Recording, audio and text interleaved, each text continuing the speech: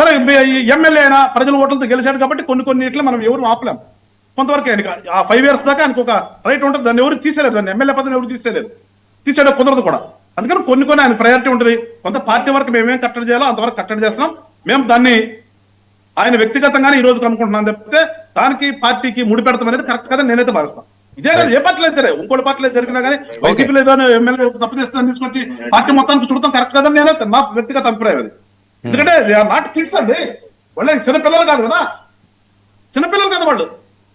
కొన్ని కోట్లు turn over చేసుకుంటూ కోట్లు ఖర్చు పెట్టి వచ్చిన వాళ్ళు వీళ్ళంతా వచ్చి చేస్తున్న దాన్ని మనం వేరే రకంగా తీసుకోవాలి, వాళ్ళ పర్సనల్ గా తీసుకోవాలి. వాళ్ళు ఏమవుతున్నారు సమాజంలో వాళ్ళ గురించి ఒక టాపిక్ బ్యాడ్ గా జరుగుతుందంటే వాళ్ళు సరి చేసుకోవాలి. నేను అంతవరకే దాని గురించి అయితే మాట్లాడదలుచుకున్నాను. మాకైతే మైనస్ ప్లస్ అంటే అదేదో ఆ విషయం మా పార్టీకి ఏదో చెడు అని మాకేదో చెడు జరుగుతుందని నేనైతే భావించట్లా. ఓకే, కాకమాని గారు. Sir good evening sir. Sir, రాజకీయ నాయకులు ఉమ్మేసుకునేలాగా ఉండకూడదు, పద్ధతిగా ఉండాలి. అలాగే ఎవరో చచ్చిపోవాలనో లేకపోతే ఎవరో ఉండాలని కూడా అలాంటి మాటలు మాట్లాడకూడదు, అది ఎవరైనప్పటికీ కూడా. ఇది జరుగుతున్న అంశం.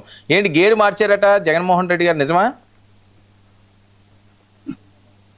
ప్యానల్ ఉన్నటువంటి పెద్దలు పుట్టిపాటి గారికి, గాదే గారికి, పెద్దలకు ముందుగా నమస్కారాలు. సార్, గేర్ మార్చడం అంటే ఏం గేర్ మార్చారు, ఎప్పుడు మార్చారు, ఏంటి సార్, దేనికి మీరు ఏ సందర్భంలో ఆ మాట వాడారు తెలుసుకోవచ్చా? అంటే 2 సంవత్సరాలు పెట్టి కొద్దిగా అడపాదడపాగానే ఉంటున్నారు, ఇంకెక్కడి నుంచి స్పీడ్ పెంచి జనాల్లోకి వెళ్ళాలి, లేకపోతే ఇంకా హాట్గా విమర్శల్లో గుప్పించాలి, బాణాలు ఎక్కువ పెట్టాలి, ఇలాంటివన్నీ.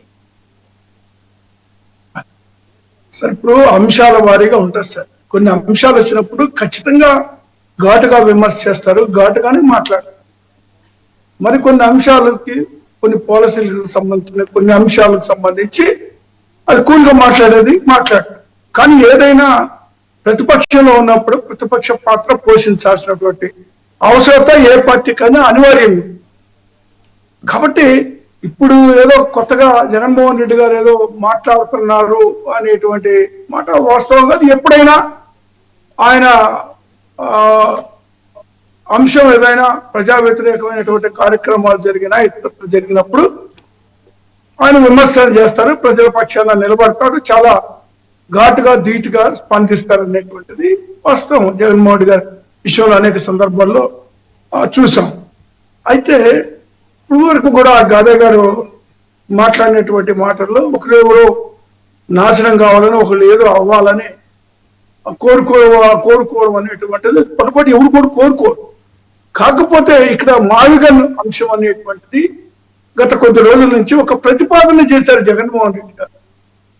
మచిలీపట్నం, గుంటూరు లేదా విజయవాడ ఇవన్నీ కూడా కలిసి ఉంటే ఒక ఈ కారిడార్ లాగా ఇది ఒక బాగుంటుంది, డబ్బులు కూడా తక్కువ ఉంటాయి, మనం ఉన్న ఆర్థిక పరిస్థితుల్లో ఈ 3 అభివృద్ధి చేస్తే బాగుంటుంది అనే ఒక సలహా ఇచ్చారు అంతే. దానికి ఎందుకు తెలుగుదేశం పార్టీ కూటమి ఉలిక్కిపడి ఏదో మాట్లాడి అనేక రకాల విమర్శలు చేయడం. ఇప్పుడు మారుగన్ అనేటువంటిది ఇది ఒక అభివృద్ధికి కానీ లేదా ఇది ఒక ఈ 3 ప్రాంతాలకి సంబంధించి కూడా ఉన్నటువంటి అవకాశాలని, పోర్టులని, ఎయిర్పోర్ట్ ఉన్నాయి, లేకపోతే విద్యా సంస్థలు ఉన్నాయి, అనేకమైనటువంటి అంశాలు ఇక్కడ అందుబాటులో మనకు అనుకూలంగా ఉన్నాయి. డబ్బు తక్కువతోటి ఈ అభివృద్ధి చేయడానికి రాజధాని ప్రాంతాన్ని ఎంచుకుంటే బాగుంటుందని సలహా ఇచ్చారు. పేరు అనేటువంటిది ఆయన ఏదైనా పెట్టుకోవచ్చు, నాకు అభ్యంతరం లేదు. మా యొక్క సలహాగా చెప్తున్నాను, మావిగన్ అనేటువంటిది ఆ పేరు ఏదో పెట్టాలా అని లేకపోతే ఇంకోటి మేమేం పాడట్లేదు అని కేవలం ఒక సలహాగా చెప్పి దాన్ని పెద్ద గందరగోళం సృష్టించారు, గందరగోళంగా మాట్లాడారు. అయితే ఇప్పుడు శాపనార్థాలు పెట్టారు అని శాపనార్థం ఏం పెట్టలేదండి. అంటే ఆ మాటని వింటే చంద్రబాబు నాయుడు గారు ఏ విధంగా రియాక్ట్ అయ్యారో గత కొద్ది రోజుల నుంచి చూస్తా ఉన్నాం. ఆయన ఎంత తీవ్రంగా మాట్లాడారో, ఆ మాటల మీద జగన్మోహన్ రెడ్డి గారిని ఏ విధంగా తోలనాడి మాట్లాడారు అనేటువంటి సందర్భాన్ని మీరు ఆ ప్రస్తావన ఇస్తే జగన్మోహన్ రెడ్డి గారికి ఎప్పుడు ఎత్తినా సరే, లేదా మీడియా ముందు ఎప్పుడు మాట్లాడినా, లేదా మీడియా వాళ్ళు ఆ ప్రశ్న కానీ చంద్రబాబు నాయుడు గారి దగ్గర ప్రస్తావిస్తే ఆయన గుండె ఆగినంత పని అవుతుంది అని సహజంగా మాట్లాడతాం కదండి. ఏదైనా మాట్లాడేటప్పుడు ఇది వింటే ఆయన గుండె ఆగినంత పని అయితే అని అంటుంటాం సహజంగా. అంతకు మించి మనం ఏదో అనగా కాకమాని గారు, సరే పోనీ ఓకే, అది సో మీ వీడియో కట్ అయిందండి. ఓకే, రామకృష్ణ గారు, గుడిపాటి రామకృష్ణ గారు. సార్ నమస్కారం, చెప్పండి సార్. నమస్తే అండి. ఏం జరుగుతుంది ఏపీ రాజకీయాల్లోని? జగన్మోహన్ రెడ్డి గారు తీవ్ర దాడి స్టార్ట్ చేశారు. ఏదో కొత్తగా క్యాబినెట్ కూడా కూర్పులు చేయబోతున్నారట. అలాగే కొంతమంది ఎమ్మెల్యేలకు కూడా వరుస వార్నింగ్లు ఇస్తున్నారట. అంటే ఒకటి వర్మ గారు, నమస్కారం వర్మ గారు, అట్లా నమస్తే. గాదే గారికి, రాజశేఖర్ గారికి, పురుషోత్తం గారికి అందరికి నమస్కారం. అట్లాగే 99 వీక్షకులందరికీ కూడా ఇది మాకు నిరంతర ప్రక్రియ కదా సార్. ఇప్పుడేం కొత్త ఏముంది మాకు.